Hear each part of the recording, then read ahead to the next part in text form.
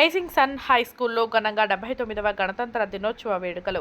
కాజీపేట ఫాతిమా నగర్లో rising sun high స్కూల్లో శుక్రవారం రోజున 79వ స్వాతంత్ర దినోత్సవాన్ని ఘనంగా నిర్వహించారు.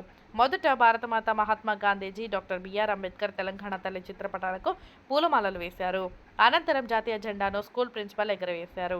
ఈ సందర్భంగా ప్రిన్సిపల్ డియాతో మాట్లాడుతూ దేశ స్వాతంత్ర్యం కోసం అసువులు బాసిన స్వతంత్ర సమరయోధులందరికీ కృతజ్ఞతలు తెలుపుతూ భారతమాతకు స్వేచ్ఛ వాయువులు అందించేందుకు మహాత్మా గాంధీజీ శాంతి మార్గంలో పోరాడారని కొనియాడారు. సుభాష్ చంద్రబోస్, భగత్ సింగ్, సుఖ్దేవ్, రాజ్గురు, చంద్రశేఖర్ ఆజాద్ వంటి ఎందరో ప్రాణాలను లెక్క చేయకుండా దేశ స్వాతంత్ర్యం కోసం పోరాడారని అన్నారు.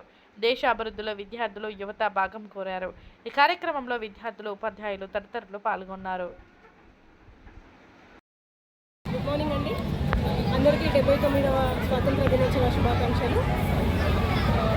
ఈరోజు స్వాతంత్ర దినం ఈరోజు జరుపుకుంటున్నామంటే ఎందరో మహానుభావుల త్యాగఫలం. థ్యాంక్ యూ సో మచ్ అండి. Happy independence day to you all. ఈరోజు 79వ స్వాతంత్ర దినోత్సవం జరుపుకుంటున్నామంటే ఎందరో మహనీయుల త్యాగఫలం. ఈరోజు మనమంతా కూడా స్వేచ్ఛాగాల్ని పీలుస్తున్నామంటే వారందరూ మన కోసం చేసిన త్యాగఫలం.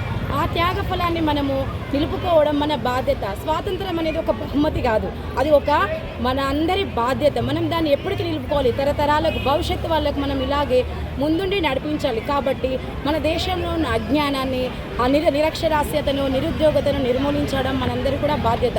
2025లో మనం అంతరిక్షంలో ఎంతో ఘనం సాధించారు. పరిశోధనలలో కానీ, క్రీడల్లో కానీ, వ్యవసాయ రంగంలో కానీ ఎంతో అభివృద్ధి సాధించింది మన భారతదేశం.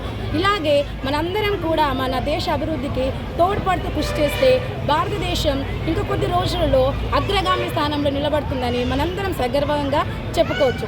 జై హింద్, జై జై భారత్.